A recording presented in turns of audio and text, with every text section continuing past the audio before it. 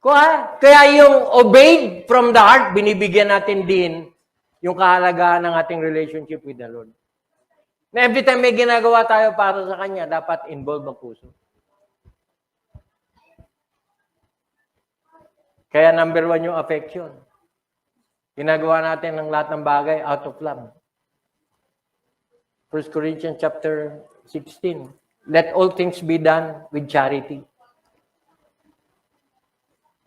So involvement means relationship. Involvement means fellowship.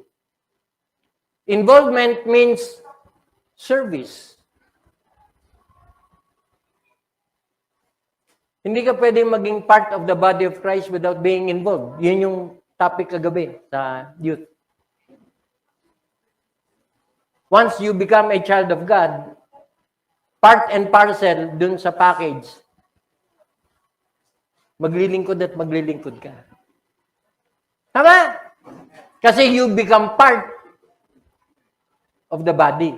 And being part of the body, nagkakaroon ka ng bahagi.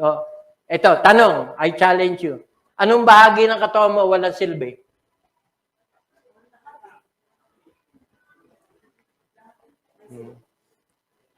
Meron ba? Wala. Pag bahagi ka ng katawan, may bahagi ka. That's the word. Tama? And that speaks of involvement.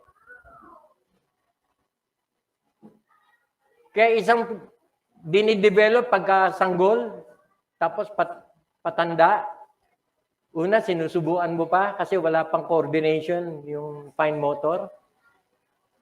Pero unti-unti nadidevelop yun, nakakakain mag-isa yung bata. Ano involved every time na didevelop ang katawan ng bata? Ano involved? Yung bahagi ng kanyang katawan. Motor skills, coordination ng kamay. Pati nga paglalakad, may coordination. Alam niyo ba yun? Hindi ka pwedeng maglakad na sabay yung kamay na gumaganon. Di ba? May ano yan, may rhythm, may pattern. Yung tamang paglakad. Kaya ako, hindi na normal yung lakad ko eh. Kasi kulang na ako sa balance eh. Hindi na nai-involve yung ilang bahagi ng katawan ko sa dating galaw niya. Kaya tuwing kakain ako, palagi pinapaalala nung kung sino man yung kasama kong anak na, Dad, gamitin mo yung kaliwa. Kasi ang tendency, ayaw gumana ito kaliwa. May hawak akong tinidor, yet hindi gumagana. Pag tinanong ako, doon ko lang nare-realize, bakit nga hindi ko ginagamit? Kasi nababagalan ako. Itutusok ko na lang, hindi ko matusok ng tama. So, kaya hawak ko yung tinidor, just in case. Yet, sabi nung anak ko, Daddy, may hawak ka na rin ng tinidor, gamitin mo na. Kaya ako, nare-realize ko, nga naman. Andiyan dyan, hindi pa naman putol. Gamitin ko. I might as well gamitin. So, the word is involvement. Involve mo.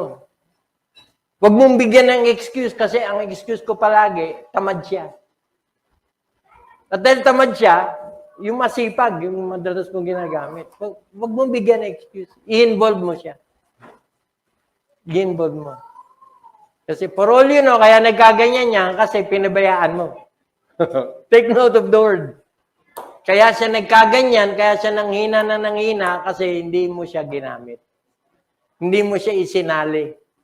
Hindi mo siya, anong tawag diyan? In-involve. So, involvement. Ano yung sunod the word? Obeyed from the heart. Involves affection, enthusiasm, involvement. Letter O. Opportunity. There is a verse na sa akin very dear. At naging very dear sa akin ito, lalo na nung na-stroke ako. What is the word? Galatians chapter 6 verse 10.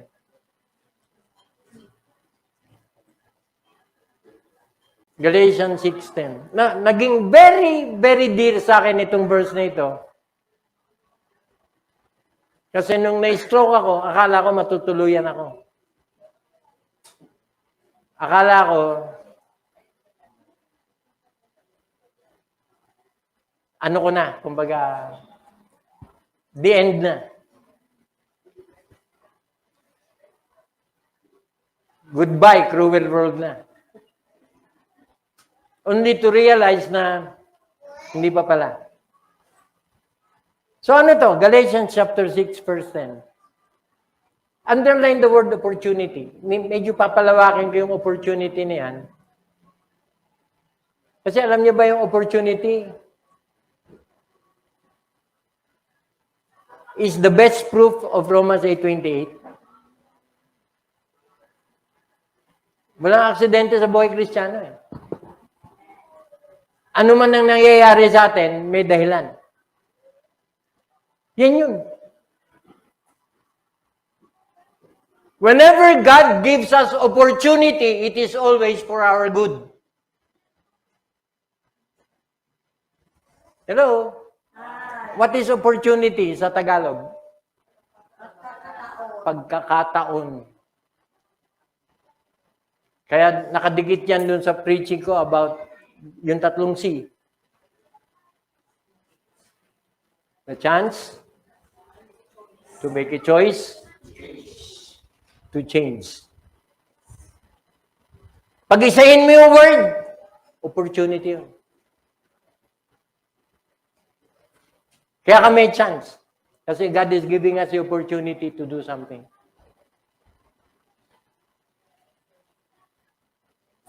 Kaya ka may choice. God wants you to make the choice. To grab the opportunity. And what's the ultimate goal sa buhay Kristiyano? For us to change and conform to the image of His Son. Kaya walang aksidente sa buhay Kristiyano. Maging yung mga problema ang pinagdaraanan natin, pagkakataon yun para tayo magbago. Hello? Walang problemang nagaganap sa buhay natin na aksidente lang. Kasi maging yung aksidente, may layunin. Amen? As we have therefore opportunity sa lahat ng pagkakataon. Gusto kong gamitin yung translation na habang may pagkakataon.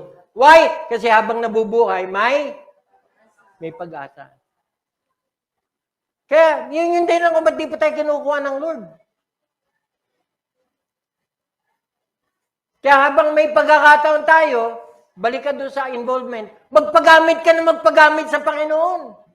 Why? Kasi darating yung panahon, wala na, tapos na. May project kang gustong gawin, gawin mo na. Why? Kasi baka maging uli ang lahat, tapos na. Sabi na ng director, cut! Tapos na yung pelikula. Kaya habang pwede mo pang gampanan yung papel mo, gampanan mo na. Yun yung ibig sabihin ng talata. Habang nabubuhay ka pa. Habang binibigyan ka pa ng pagkakataon. Every time nakakapakinig tayo, kahit gano'ng kasakit yung tama ng mensahe, samantalayin natin yung pagkakataon magbago. Why? Kasi pag namatay ka, tapos na. Huli na. As we have therefore opportunity. Kaya we might as well, habang nabubuhay tayo, let's obey from the heart. Kaya naman pa pag-iigihin, paghuli na. Kaya may mga kasabihan na, magbiyahe ka na magbiyahe, habang kaya mo pa. Kasi darating yung panahon, bukod doon, yun lang. Maraming bagay na pwede natin gawin habang malakas pa tayo, gawin na natin. Yan yun.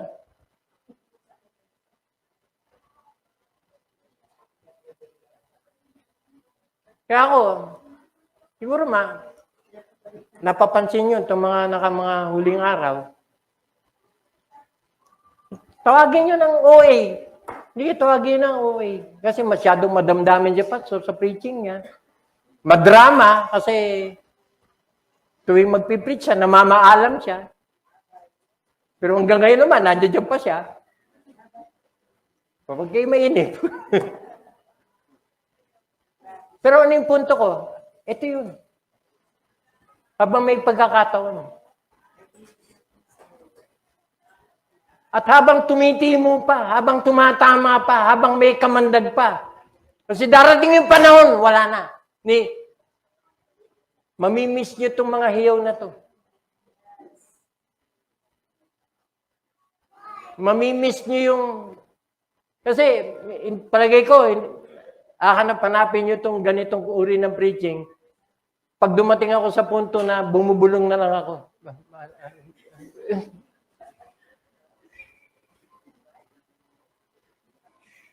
Mga kapatid, this is my opportunity. And I'm using it for God. Hello? Hi.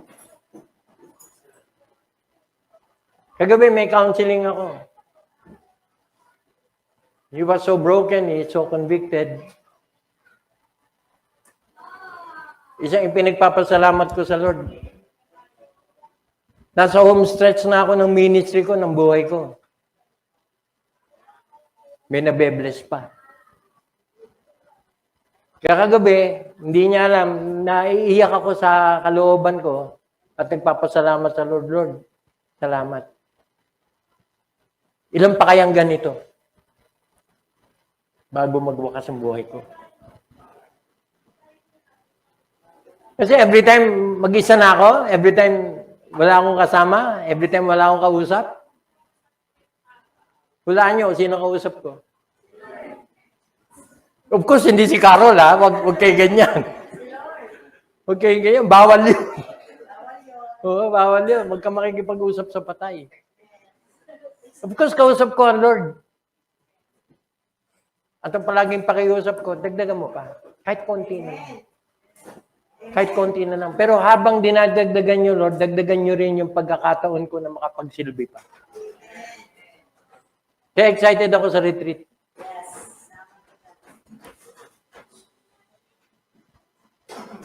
May sinabihan ako, hindi ko maalala kung sino sinabihan ko. Makakarinig tayo ng mensaheng gugulantang sa ating kalooban.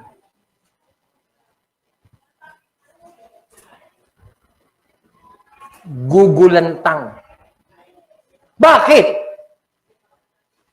Kasi maraming Kristiyanong natutulog, maraming Kristiyanong nalalamig, maraming Kristiyanong tinatamad, maraming Kristiyanong walang pakialam. And yet, parating na Panginoon. Hello? Parating na ba siya? Yes. Oh, kailan ba yung lindol na ilan yung namatay? Ilang bulkan na yung nag-aalboroto? Ilang wildfire na ang nakakos ng malaking pinsala? Ilang gera na hanggang ngayon wala katapusan? Pinag-uusapan ba natin pagbabalik ng Panginoon? Yung palatandaan, nagkalat na. May isang palatandaan na titignan natin na madalas hindi tinitignan ng maraming Kristiyano. Saan yun? Sa simbahan.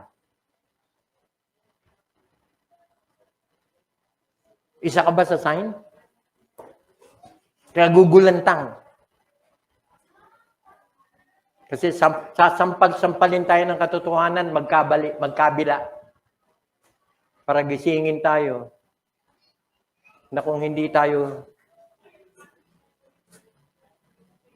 magsiseryoso, maiiwan ka. Pero magano, Pastor? Maten ka sa camp.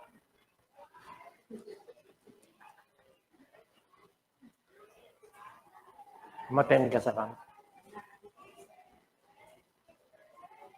Kasi pag-uusapan sa camp, yung tatlong mauuna sa akin, kasi ako yung uli sa linggo. Yung tatlong pag-uusapan, yung tatlong nauna, past, present, and future ng ating salvation. Doon sa preaching, kailangan ma-appreciate natin yung kaligtasan meron tayo.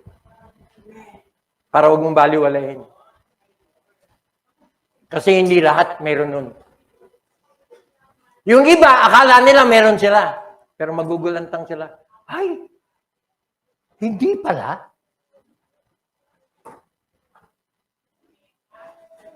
Kaya mahalaga yung ginagawa mo ngayon para malaman mo, kasama ka ba? Hello? Ngayon pa lang, gugulantang na kayo. Hindi ako mananakot. Pero mga kapatid, may sinasabi sa Bible, it is a fearful thing to fall into the hands of the living God. Pag hindi ka nagulantang doon, baklase ka na talaga. Kasi maraming pupunta sa impyerno, talaga walang pakialam. Magugulat na lang sila, ay totoo pala may impyerno? Akala ko sa langit ako eh. I don't believe in falling from grace. There is no such thing. Kung Christian ka, save ka. Pero isang bagay ang nakita ko sa Biblia, na kung Christian ka, seryoso ka. Hindi mo babaliwalayin ang pagiging Kristiyano mo. Hello? Yun yung opportunity. As we have therefore opportunity, kapatid, habang nabubuhay ka, pagkakataon yan. Huwag mong baliwalayin. Only one life, so soon it will pass, but only what's done for Christ will last. Ano ibig sabihin nun? Let us grab every opportunity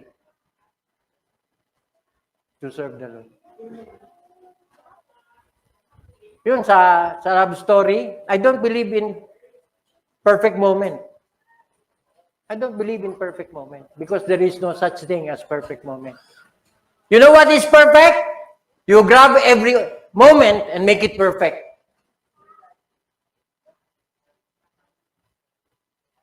Doon lang nagiging perfect yung moment. Kasi intentional, habang nandiyan dyan sa ganyang pagkakataon, huwag mong palampasin.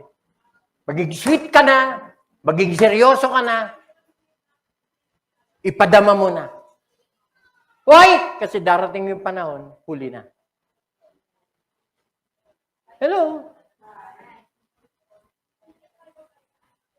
Opportunity.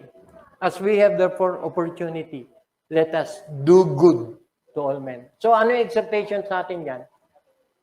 Habang may pagkakataon, magpaka-Kristiyano ka na. Habang may pagkakataon, magpakatotoo ka na. Habang may pagkakataon, umayos ka na. Kung meron dapat ayusin sa buhay, ayusin mo na. Why? Kasi konti na lang yung pagkakataon. Hello? Huwag niyong hintayin may stroke kayo bago niyo seryosohin yan.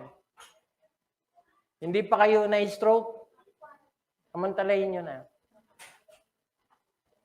Kasi hindi ko naman sinasabing may stroke ka sana. Hindi naman. Pero alam niyo, minsan, yun yung hinihintay ng tao bago siya pagpakaseryoso. Yung may mangyayari muna. Alam niyo, bago kami pumunta rito, excited ako kasi maaga kami. Wala pa alas 7, nasa biyahe na kami. 6:56. Nagdadrive na ako. Sabi ko doon sa katabi ko, si Marvin. Asan pala si Marvin? Nagtuturo. Sabi ko, Marvin, i-text mo na yung mga sasabay. Maganda na. Kasi baka nila ina-expect, ganito tayo kaaga. Alam niyo, aga namin. Wala pa alas 7. Nasa Commonwealth na kami. Susunduin ko sa Ever McDo yung mga dadaanan ko. Nung lumusot na kami galing Sandigan, nung padiretso na kami, napaka-traffic. You know why? 3, 4 na sasakyan nagkarambola, may jeep na tumaob, At ang tagal. Sinisisi ko yung dalawang malaking simbahan. Ako siguro may mga politiko nandiyan. Sabi ni Angel, Pastor, hindi po eh. Mga ambulansya yung nasa gitna ng kalsada eh.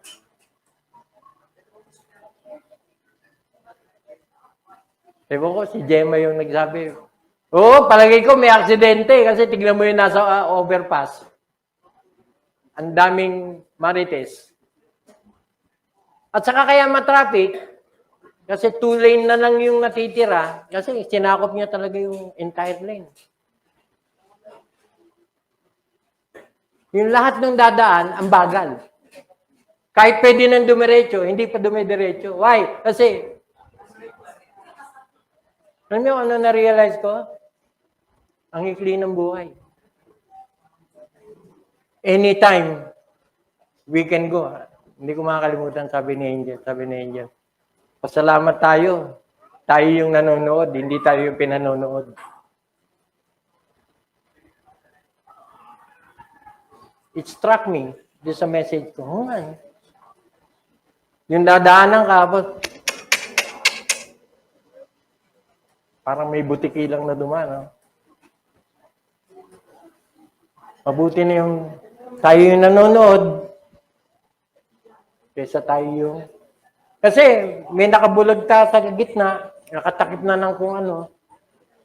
Ang nakalitaw na lang yung paa, yung sapatos. Hindi pa ginagalaw. Kasi palagay ko, malawa ka investigasyon nyo kasi may coaching na side sweep. Tapos yung nakataon yung jeep. Alam niyo ano na-sip ko habang sinasabi ni Angel yun? Paano ko yun?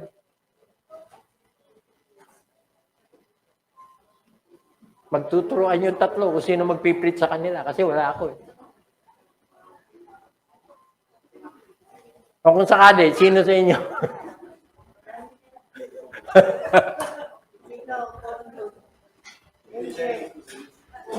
Kung ano yung punto ko? Grab every opportunity.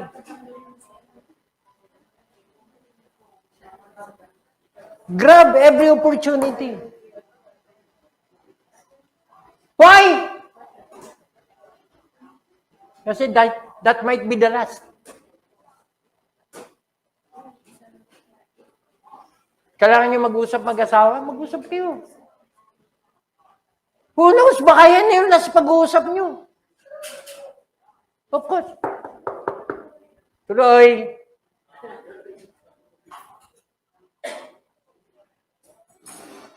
Kaya dapat ka ayusin. Ayusin mo na. Why? Baka huli na. Di ba?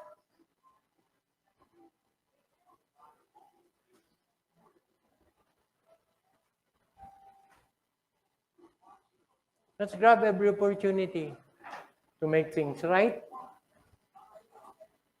Let's grab every opportunity to give Christ delight. Sa tinagal-tagal ng panahon, palaging pinasasaya natin, sarili natin. For once, baka pwede natin bigyan pagkakataon naman na pasayahin ng Lord. Hello?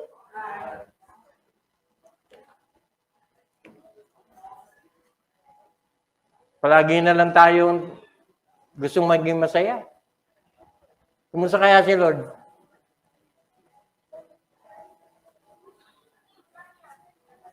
Grab every opportunity. Alam mo yun, meron pa akong isang verse na gusto i-share.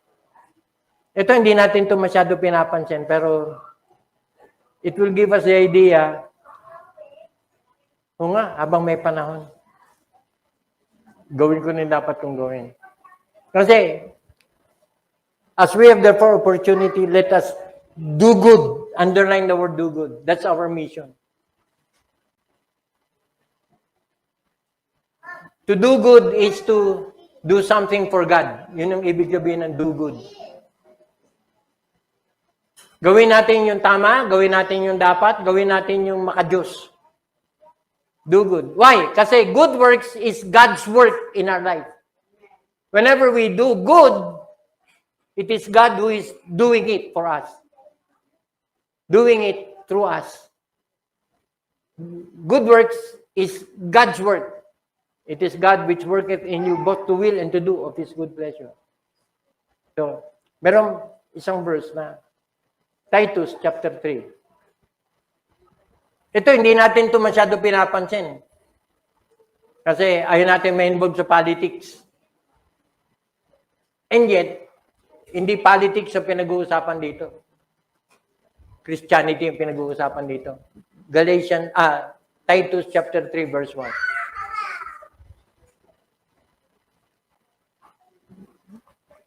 Punta muna natin yung context. Yung huling verse ng chapter 2. Yung 2 verses, last verse ng chapter 2. 14 and 15. Yan. Who gave Himself for us. Sino to? Sino to? Ano yung muna natin? Tingnan natin. Kung naintindihan natin yung context. Si Kristo to. Ano ginawa niya para maligtas tayo? Ang ginawa niya?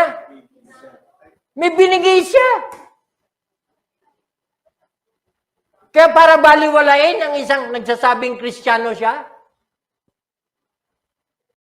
baliwalain yung kaligtasang natanggap niya, hello. Ay, ang linaw. Anong binigay niya para maligtas tayo? Sarili lang naman niya. Does it matter? Hello? Sino ka para ibigay niya sarili niya sa'yo? Natanong ba natin yon?